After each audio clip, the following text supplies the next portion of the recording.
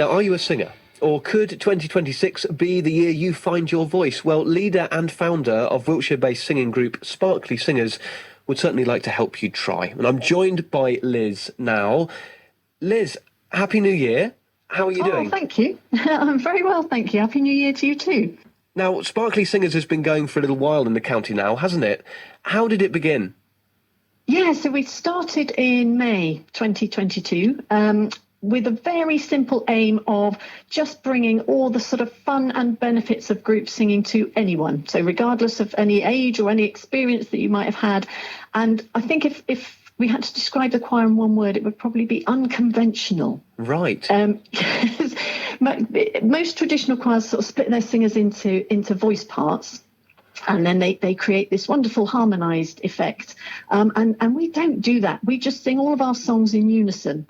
So anybody coming in, it just gives them an opportunity to pick up a songbook, get singing straight away, and without feeling they've got to learn any sort of complicated parts. So we're not aiming for any sort of vocal perfection. We tend to prefer to spend our time thinking about how a song looks and trying to be a bit more visually entertaining. Well, that must feel so much more comfortable for somebody coming in who's maybe not been a part of a choir before or doesn't have any training. That must feel great for someone just coming in. They can just crack on and sing the tune. Yeah, and I think what we find a lot is the biggest obstacle which stops people from joining a choir is their own belief in their capability. So many people say, "Oh, I can't sing, so I couldn't possibly do it." And we don't even sort of consider whether you can sing. We always say that our most important sort of requirement for joining us is a well-developed sense of humour, because we are a bit goofy and we do sort of wacky movements and a bit of humour, and we have the occasional prop that might be wielded. So actually being able to laugh and have fun and not worry about your singing voice is for us far more important.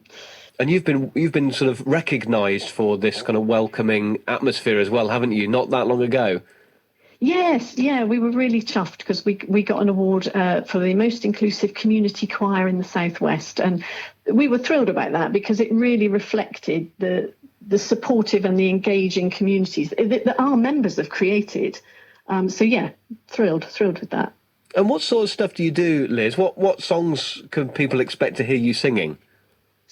Gosh, well, we tend to, not exclusively, but we tend to focus on things that are well known and instantly recognisable. So anybody coming in can literally open a songbook and get singing, but also so that for those of our singers that go out in front of audiences recognise songs and can join in, because we love people joining in. So our current songbook's got just over 200 songs that sort of span 100 years of music history. So we literally go from sort of Elvis and the Beatles up to Robbie Williams and Miles Smith and everything in between. So hopefully there'll be something for everyone in there.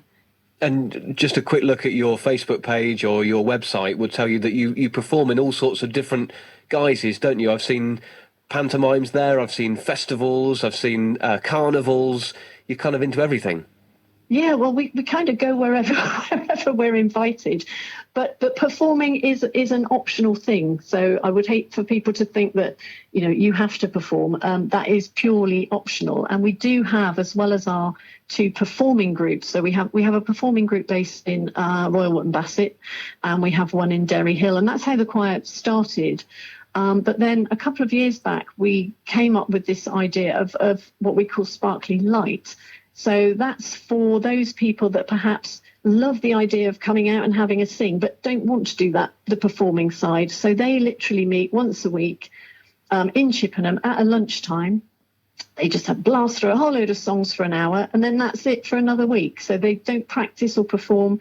So say, if you've got that person that, say, would just like to have a sing rather than be a performer, we've got that option as well. Oh, that's such a good idea, isn't it? Because so often there's the pressure there to be learning to sing or learning to perform something for a reason, for an end goal, rather than just enjoying it as an art form in itself or just enjoying that company.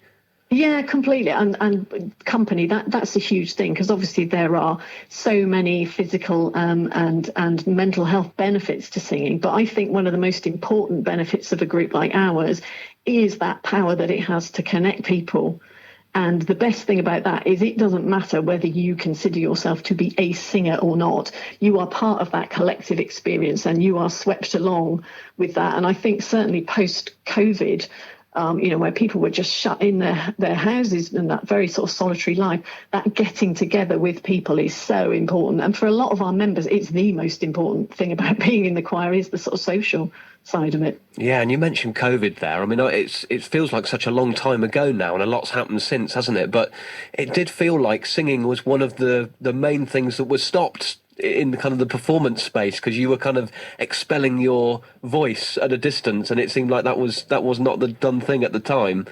That's right, and certainly it was one of the last things to be sort of brought back to be acceptable. Right then, yeah. You completely are, yeah. Okay, so nowadays then, are you quite a thriving group? How many people generally come along to your sessions? We've got around about 70 members across the 3 sessions at the moment, but always looking for new folks. Okay, so if anyone's listening along this morning then, and they're really interested in coming along to one of your sessions, how can they get involved? What do they need to do?